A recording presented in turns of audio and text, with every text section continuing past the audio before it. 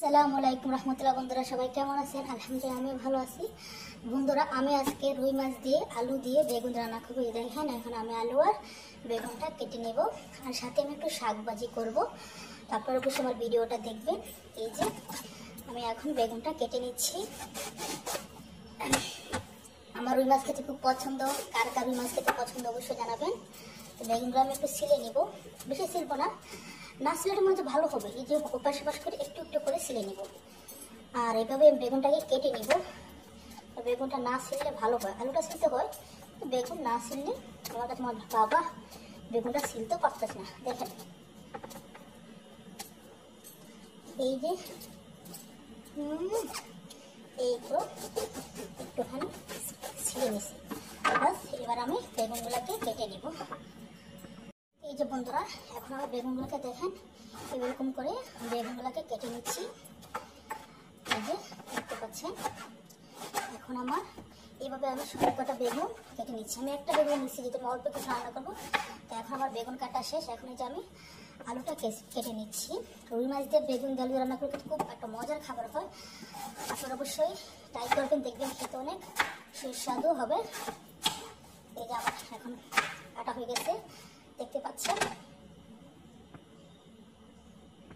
কাটার পরে ধুয়ে আমি বেগুনগুলো পানিতে ভিজিয়ে রাখছি। এখন আমি এই যে আমার মাছ পেস্ট কেটে নিচ্ছি ছোটো ছোটো করে। পেস্ট কাটতে অনেক কষ্ট হয়, আমার চোখে পানি বের হয়ে যায়, আমি পেস্ট কাটতে পারি না। অল্প একটু পেস্ট কাটতে থাকি, আমি বেশি পেস্ট কাটতে পারি না। এই যে দেখেন আমার পেস্ট কাটা এখন শেষ। এখন আমি তরকারিটা বসিয়ে দিব, সাথেই থাকুন, ভিডিও দেখতেই থাকুন। বাহ, পেস্ট কাটা আমার এখন শেষ।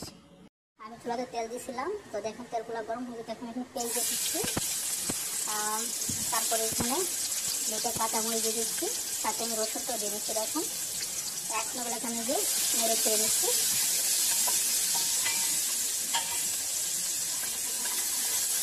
পেঁয়াজ কাঁচামরিচ রসুন আমি একসাথে নেড়ে চেড়ে নিচ্ছি।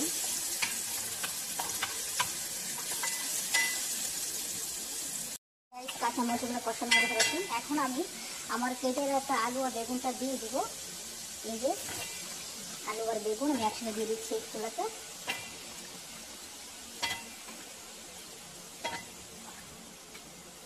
দেখতে পাচ্ছেন, এখন আমি এগুলাকে একটু নেড়ে ছেড়ে দিব। দেখতে পাচ্ছেন, তো এখানে আমি হলদের গুঁড়া, ধনিয়ার গুঁড়া, মরিচের গুঁড়া দিয়ে আমি যে এটাকে নেড়ে নিচ্ছি। তো আমি মরিচটা যদি কম খাই তখন তার জন্য আমি একটুখানি মরিচ দিচ্ছি, যেহেতু আমি সাথে কাঁচা মরিচ দিচ্ছি। কারণ আমার মরিচের সমস্যা আছে, মরিচ খেতে পারি না, মরিচ খেলে আমার খুব কষ্ট হয়, তার জন্য আমি মরিচটা একদম খেতে পারি না। তো কেউ আমার আবার তরকারি কালার দেখে কিছু বলবেন না। এটা এখন কষিয়ে নিচ্ছি, তারপরে এখানে তখন ঝোল দিয়ে দিব। এই যে তারপর আবার এইভাবে একটু নেড়ে ছেড়ে ঢাকনা দিয়ে ঢেকে দিব। এই যে ঢাকনা দিয়ে একটু ঢেকে দিচ্ছি। আচ্ছা, আমার রুই মাছ আমি লবণ দিয়ে হলুদ দিয়ে মাখিয়ে রাখছি। আগে সুন্দর করে লবণ দিয়ে তারপরে লেবু রস দিয়ে ধুয়ে পরিষ্কার করে দিয়েছি। এখন আবার লবণ দিয়ে হলুদ দিয়ে মাখিয়ে নিচ্ছি। এখন এগুলোকে তেলের মধ্যে ভেজে নেব।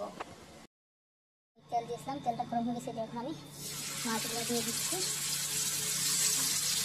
দেখতে পাচ্ছি তাওয়াটা ছোট, তো আমি পিস করে দিচ্ছি, ঢেকে দিচ্ছি।